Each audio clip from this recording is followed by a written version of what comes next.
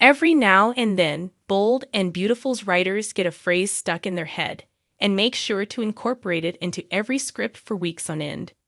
And soon, that phrase is magically transferred into our heads.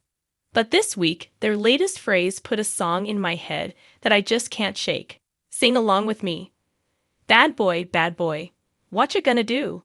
What you gonna do when they come for you? That's the question, and we're gonna talk about it. Role reversal around the middle of the week. Brooke and Hope shared a scene in which the mom went on and on about how her daughter has never been attracted to bad boys. Thank goodness. And anyone with any experience in this particular universe knew that by week's end, Hope would be looking at Thomas the way I do new cruise ships. Before that happened, however, we got an absolutely amazing scene which allowed Annika Noel to show just how fantastic she is when given material to sink her teeth into.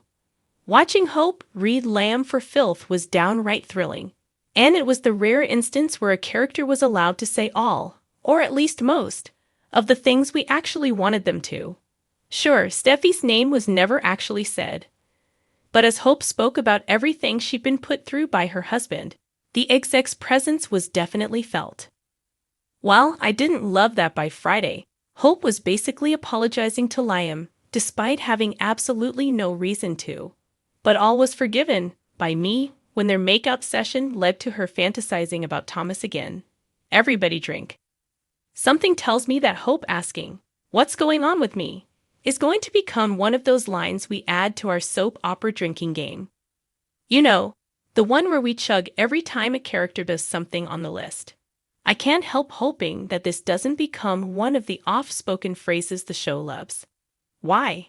Because we just spent several months listening to everyone on the canvas ask, "What's going on with Bill?" So I'm not in love with the idea of two so similar storylines. But we shall see how it plays out in the days ahead. A new man? There's a possibility of this turning into a really interesting story, especially if Thomas remains determined to be a better man. What if Hope, for whatever reason, throws herself at him?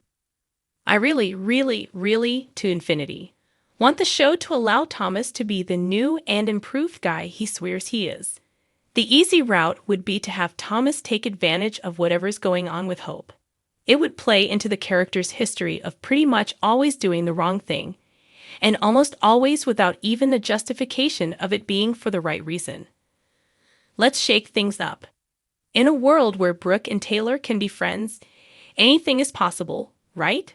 Speaking of which, Gal Pals, the writers have gone from toying with the audience to downright trolling them where Taylor and Brooke are concerned. From Taylor dubbing them Brailer, the squish name given to them by the audience, to Ridge jumping to the conclusion, however briefly, that they become lovers in his absence, the joke's gone about as far as it can. What's weird is that this is definitely not something bold and beautiful ever does. In other words, much like with the Brooke/Hope situation we discussed earlier, when this show's writers put something out into the universe, it's a big, flashing sign as to where they're going. They don't do subtle. Then again, by Friday Brooke was traipsing around in a nightie and Ridge was nuzzling her neck. Taylor who? The last of Sheila? As everyone was continuing to hail Bill and Ridge as heroes, the Sheila story just kinda went away. At the beginning of the week, Lai was hissing for her son to let his other mom die, but Finn, of course, donned his white hat and saved Sheila. After that, nothing. This was another case of this show being terrible at follow-up. Instead of everybody just sitting around clapping the dynamic duo on the back, why wasn't someone over at the hospital blasting Sheila?